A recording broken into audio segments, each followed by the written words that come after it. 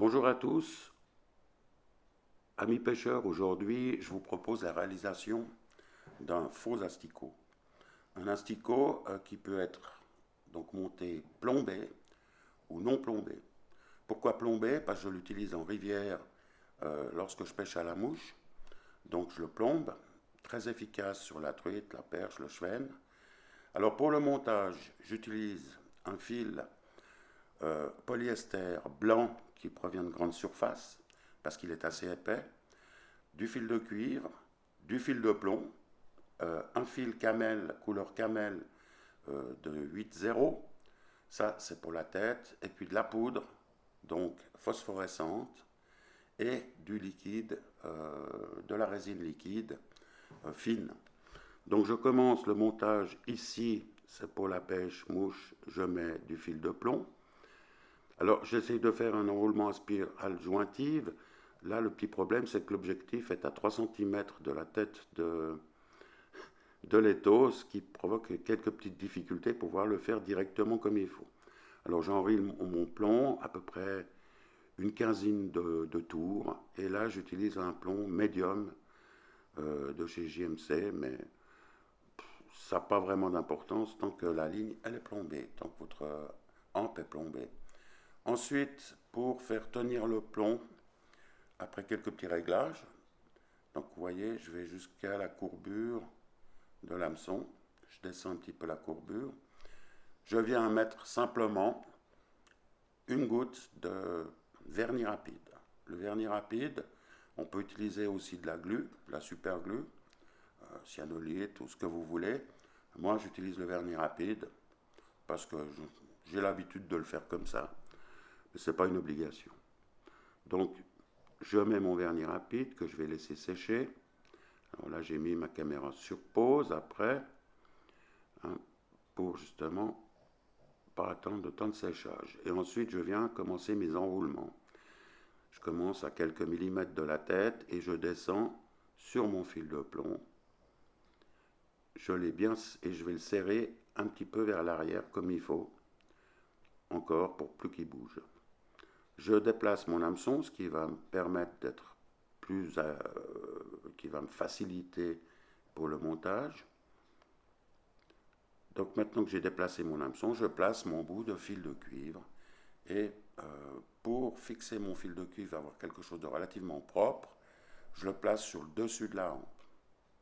Ça, c'est vous qui voyez.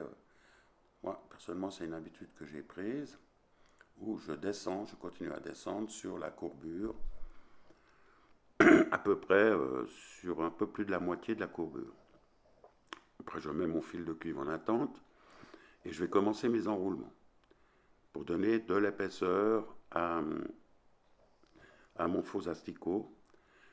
Là, comme vous allez pouvoir constater, je travaille par étapes.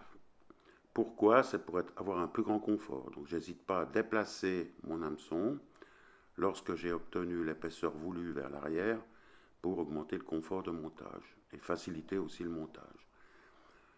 Maintenant que je suis en train de faire les enroulements, je précise quand même que ces asticots, l'idée m'est venue, c'est que du moment qu'on fait des leurres, parce que c'est quand même un leurre, il est vrai qu'il y a non seulement le côté visuel, mais ce qui manque terriblement au leurre, c'est l'odeur.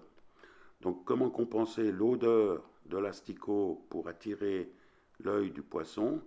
C'était justement en faisant des asticots où on rajoute une résine mélangée avec du phosphore, ce qui va marquer l'asticot dans l'eau.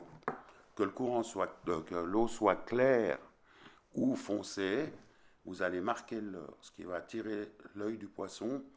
Et je dois dire que en lac, j'ai fait l'expérience, comme en rivière aussi, mais en lac, par exemple, la perche, elle est très friande de ces faux asticots.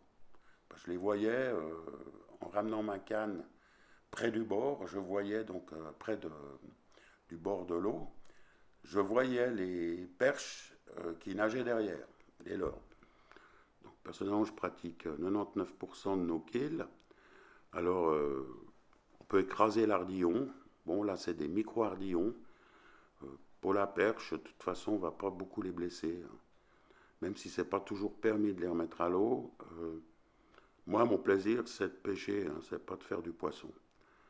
Voilà, donc c'est comme la truite, elle est très friande de ces faux asticots. Ce qui m'a étonné, parce que par rapport à toutes mes boîtes de nymphes, de chiro, de plein de choses qui devraient attirer la truite, je dois dire que ça fait partie des, des leurres qui fonctionnent le mieux. Donc là, je continue mes enroulements. Donc je vais encore continuer quelques secondes. Ouais, ça prend un peu du temps parce qu'il faut mettre de l'épaisseur.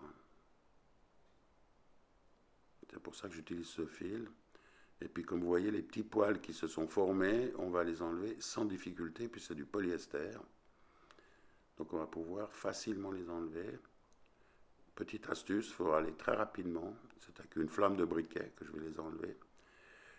Pourquoi rapidement? Pour éviter de noircir le fil, hein, parce que vu que c'est du synthétique, il va noircir si vous allez trop vite, si vous allez trop lentement. Donc, une fois que j'ai l'épaisseur voulue, je prends le whip finisher, je fais 3 petits tours et je viens donc terminer avec mon fil de montage polyester. Donc ça, c'est pas un souci, mais avant, je viens maintenant faire mes spirales, mes spires avec le cuivre, et je fais à peu près 7 à 8 tours sur la totalité de la rampe de l'hameçon.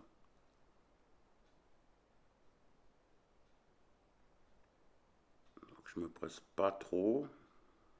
Là, comme je vous dis, je suis un petit peu gêné avec l'éclairage et l'objectif de la caméra, mais on s'en sort quand même.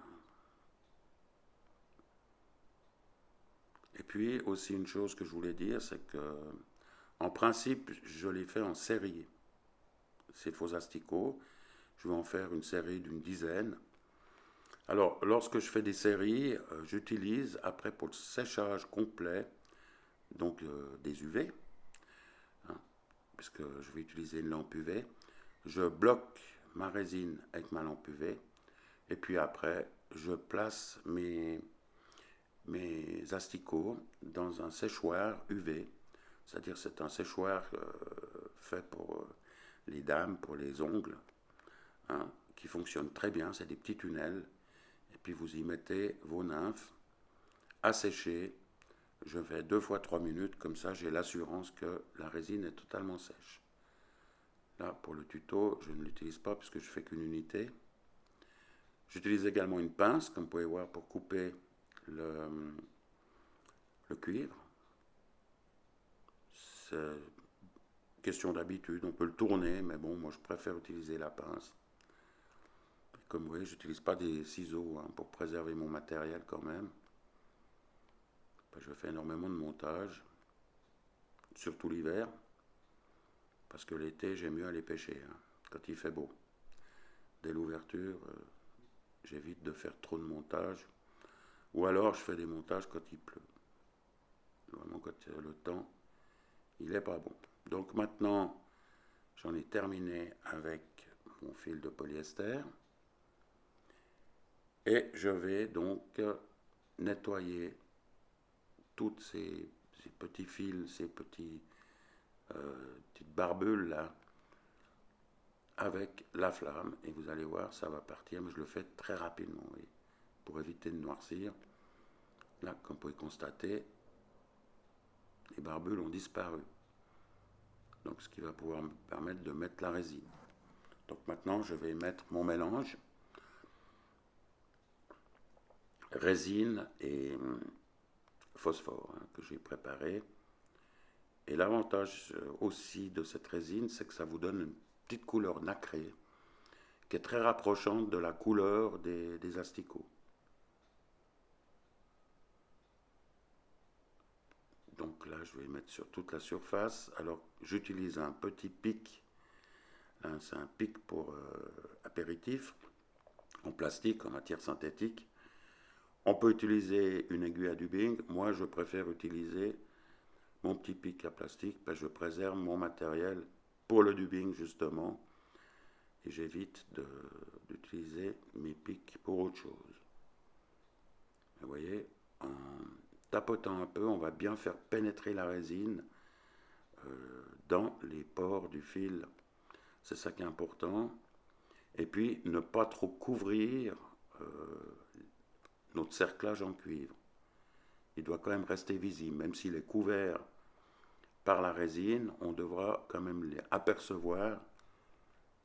C'est les spirales qu'on a créées avec le cuivre. Donc je vais bien en mettre sur toute la surface de mon asticot. Devant, pas trop nécessaire. On s'arrête à 1 ou 2 mm de la tête.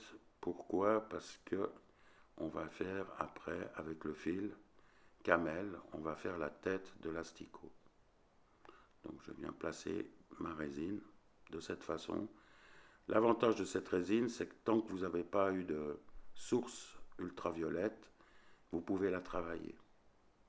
C'est un petit peu l'avantage par rapport avant à l'époxy où c'était un petit peu différent. On peut également mettre de l'époxy aussi. On peut très bien mélanger la poudre phosphorescente à de l'époxy.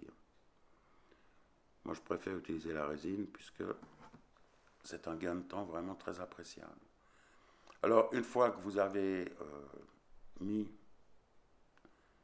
votre résine phosphore sur toute la surface de l'asticot, ben vous venez la bloquer avec la lampe UV. C'est quelques secondes puisqu'il s'agit d'une résine liquide.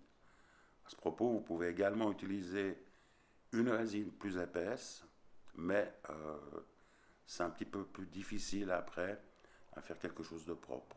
C'est pour ça que j'utilise une résine liquide. Ça permet, vous voyez, de laisser quand même apparaître notre cerclage de cuivre.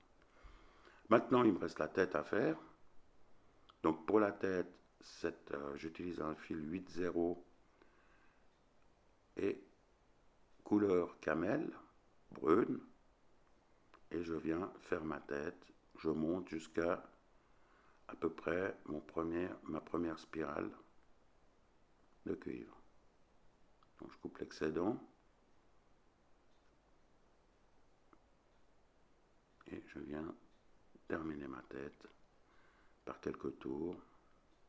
Pas besoin d'en mettre beaucoup. C'est pour ça aussi que je prends du 8-0, c'est pour éviter la surépaisseur. Voilà.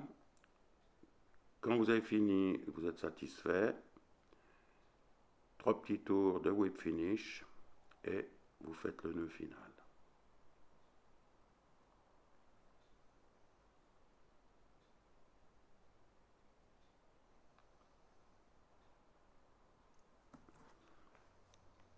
Parce que je vais y mettre du vernis. Alors, pourquoi j'y mets du vernis à la fin? 2 couches de vernis rapide. C'est que simplement, cette résine, au contact avec l'eau, j'ai remarqué qu'elle a tendance à devenir mate. Et puis, elle reste toujours un peu rugueuse quand même.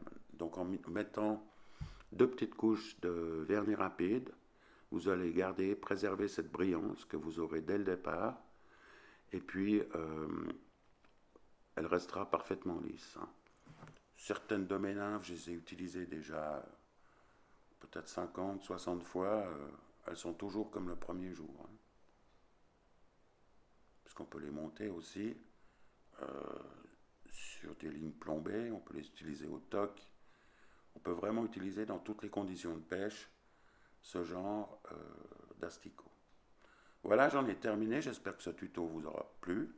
Et à une prochaine pour un prochain montage